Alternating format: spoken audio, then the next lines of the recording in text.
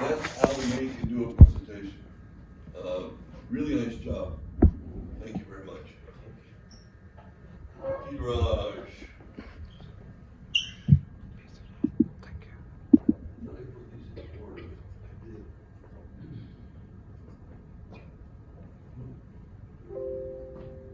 What's that? Oh, he only got a good grade if his time was right. Yeah, time is good. How much was it, by the way? 510. You did a lot in 510. Wow. All right, welcome, Dhiran. So very good afternoon, everyone. My name is Dheeraj, and today I'm going to be a head researcher at Kernel, which is a brain-computer interfacing company. Let me walk you through the brief agenda. Firstly, I will walk you through what the company is all about, how do the device works, and thirdly, the SWOT analysis, which we are here for, and lastly, the summary. So the company was founded in 2016 by Brian Johnson. The founder himself is over there. The headquarters is in LA, California. And the mission is to develop the non-invasive neuroimaging technologies for masses. So that's the vision and mission of them. In total, they have raised around $155 million of funding, and they have a very good flagship product which I have listed from last 2 years, which is Flow, and this is the product they have. Now, I wanted to walk you through the timeline of it, like how the Flow evolved from the concept to the actual prototype of it. So the technology is not new. Brain-computer interfacing is from last 50 years, but right now we are seeing the applications of it. The vision begins in 2016. It started with a concept, and the conceptualization turned into sketches turned into a prototype. There was a little shift in R&D, which was like they were targeting multiple technologies all at once, invasive as well as non-invasive. But to scale it to the masses, they were focusing on just the non-invasive one, which is mentioned in the image itself. And currently they are doing various clinical trials, and this is how the product looks like actually, and they are expecting to commercialize it for the masses in 2033. So that's the interesting part, like how does it work? I will give you a high level view of it. So this is the inside view of the kernel itself. So it has sensors and, okay, just a high level view. So there is a firing of photons that happens, that it's like 1 million photons per second, and that too by 1/10 part of the sensor itself. When it goes through your brain, there is the absorption and the reflection of the photons by the oxygen that your blood is carrying. So the more oxygen, the more activated the neurons is, which is related to your meditation thing and all. That's why one should inhale and exhale a lot to have more oxygen.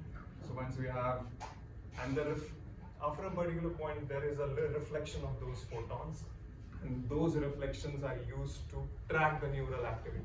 And once we have the neural activity in place, we can attach it to the BCIs, like the computers out there in the world. So the strengths for our company, as first thing is that we are non-invasive. We are unlike Neuralink. We are not penetrating anything inside your skull. And we have a good CEO. Again, the second thing which Professor Driscoll always talks about, that data and AI.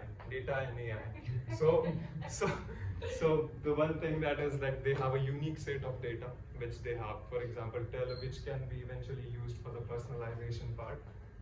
And once we have the proprietary data of an individual, we can tailor those devices accordingly and make sure that we enhance the user experience. And the most obvious thing that we are good at is for the neurological enhancement, just making your day-to-day activities from X to 10x part. It's like a brain on the two wheels. So partnerships is one of the most important factor, and we were struggling for the first 4 years of our initiation. But after partnering up with the semiconductor company in 2020, which is SC Electronics, we skyrocketed. Like our prototype was out, and there are weaknesses too, which I'm not proud of. So there is a latency because of the low signal to noise ratio. Well, that means the noise is really high. About less social acceptance. It will not be accepted unless and until it becomes a norm, like our specs. So about the high cost of hardware and the thing that Professor Desart talked about the data privacy. To get something good for the humanity, there is a cost that we have to pay, and that is our weakness. There are multiple opportunities, like such as detecting those diseases, which could be a, let's say, neurological disorder, such as right in the primitive stage, such as Alzheimer's and schizophrenia. I have papers about it. I can show it to you. And we have heard about the software as a service, right? But now we will go into here the brain interface as a service in coming years. For the gamers in the house, so probably it will be a new way of gaming that you can see in the upcoming years. And lastly, about the interesting part, the memory preservation. So we do have competitors out there which are open source, and we are closed source as of now, and that is OpenBCIs. And we have to make sure that we fast-paced ourselves in the industry in such a way that we match that competition. About the regulatory challenges, there are various policies that are to be considered before actually putting the product out in the market itself. And for solving this specific problem, we need some good expertise in the house, and that costs heavy resources. Lastly, about the brain hacking. This can be also used to manipulate your thoughts and actions in such a way that get things done from you. Lastly, I wanted to question you. Like, I want to make sure there is a tip for you to make sure that you are embracing the brain tech in your day-to-day life. Otherwise, you will be the box too. That's the final summary of it.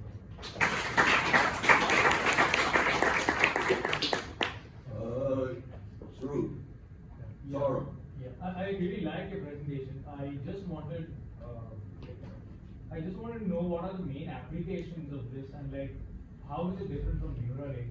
Although I know the difference you said was non-invasive and invasive, but apart from that, how is it different, and what are the applications that you can? Okay, so for Neuralink, there is a jargon like invasive, non-invasive. I will break it down. Like, they have a different market sector that they are targeting right now, especially for the things such as predicting those diseases or predicting those diseases such as Alzheimer's, ALS, and those things. So they are into that part. So it won't be commercialized. Whereas this thing, kernel, they just wanted to interpret your patterns through your electrical signals, which your brain throws every now and then, or by capturing some photons which are there. So it's something that's, the end goal is to have a new foundation for humanity, intelligence level foundation for humanity, whereas they are more into the clinical sector of. The end goal would be only this thing, commercialization, how it will be socially accepted. Did I solve it? So you expect it to be like used by every individual, like Yeah. every company. Yeah, like your specs. Okay.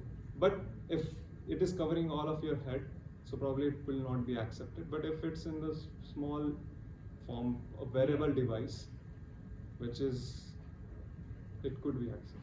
It may be a cap because we need the area for the photons, right? The more area we cover, the more Yeah. photons hit, the more oxygen. But that depends. For example, they have designed it in such a way because they wanted to target certain parts of your brain. What if you wanted to enhance a certain part of your brain? Then probably that part would be sufficient to expose it. Yeah. Do you Do you need to be bald for this? No, the infrared radiations are more powerful with the heat. Hold on. Yeah. Vivek. Yeah. Vivek. So, from what I understand, this thing is supposed to be, used all the time on your head. So, don't you think the design itself is a weakness? I imagine myself wearing a helmet all day today as of now, and that seems to be a big, hurdle in my day-to-day life. One. Second, why do you need to capture so much data, like even for a healthy individual? I understand that you could use it for medical applications. Once you have some initial symptoms of a cognitive disease, but then I don't see this being used as a daily, thing as you mentioned, like an effect. So isn't that also? I think it's a great question. Is it, but what would be the reason to wear it all day? I can get it, I'll go to the doctor's office and they can, identify a possible future aneurysm, God bless.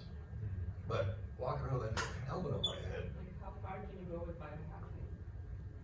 That's a Like question Faith wanted to. Yeah. Okay, I will answer the first two. The thing that you mentioned about the weakness part that I have explicitly mentioned, but we are trying to make sure to actually put it out in the market first, test it, and then go to the miniature version of it.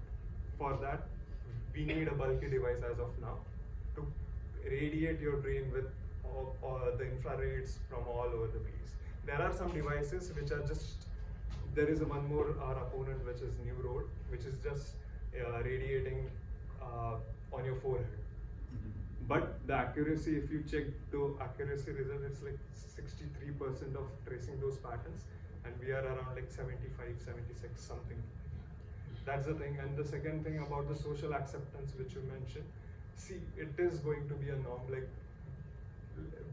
let's move back to the history as well. Let's look back to the history. Pacemakers, which were not socially accepted first, but now to survive, it has become a norm.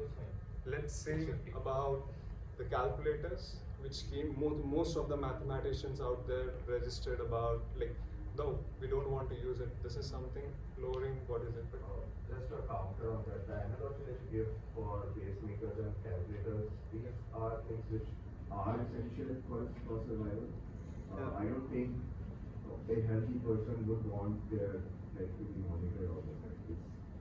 I think we should also Let's say in talk about- 2040 you have. let's have the two of you meet after our Yes. discussion. Okay. Thank you. Yes, Raj. Actually, I have a follow-up question with your first answer regarding this question. Like you're saying, getting out the product in the market just to test initially. So, as a company like Synchros as a company and also Neuralink, like they have got the FDA approval for the trial, and even trial is costing $8.2 billion. So why don't you just go for trial instead of just sending out the product out in the market? Like, isn't it gonna be a more financial issue for you if you're getting that product out and if it doesn't work in that way? Okay, so we are sending it out to the clinical institutions. Oh, hold on. Can we have just one presenter? Are you having a personal emergency, medical or otherwise? Okay.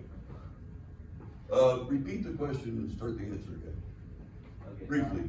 so my question is, you are taking out the product in the market initially to check. Yeah, I It's understood the generally a question. survey for you, right? Yeah. So it's not a survey. The survey ended in 2020 itself.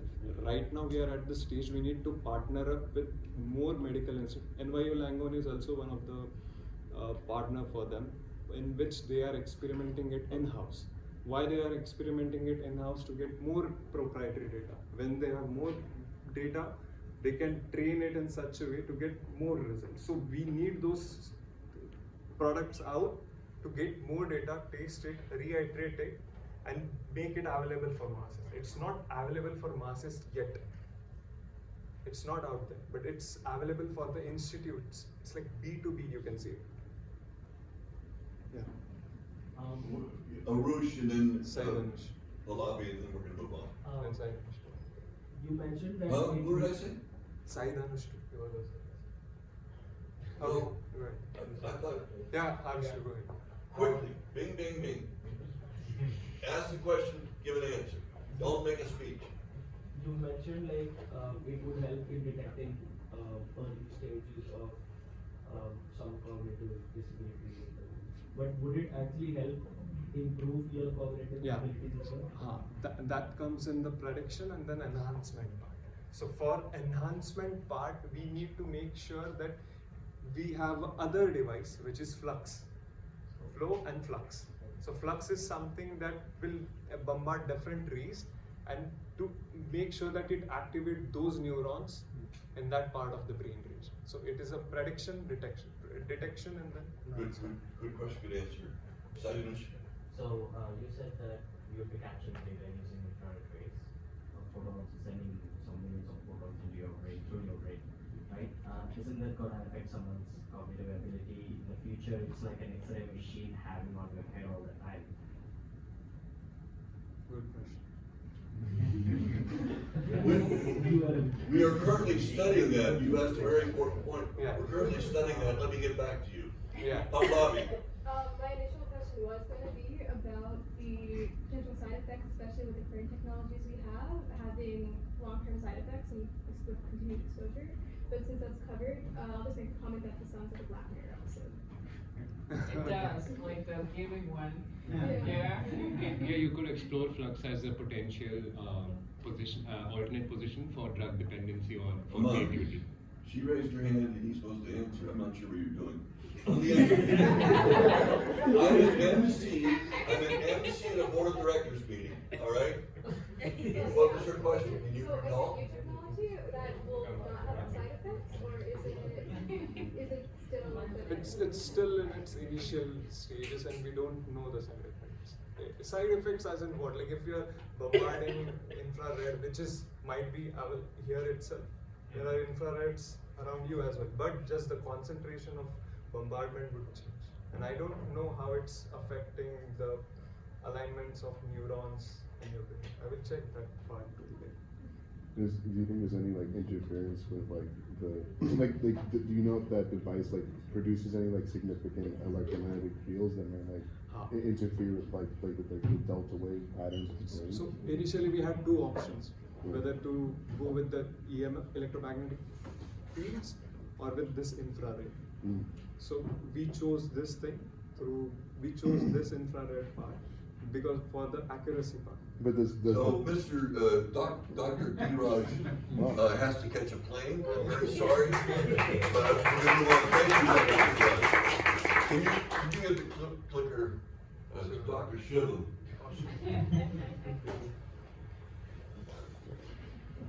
I've been to MC of many things, and somebody always wants to get up. I will answer it. Show how smart they are. I have a paper on Yes, that. yes, yes. You have a question? Pallavi, I have answer So for try- you as try your well. best to get to the Yeah, question. it's in the paper.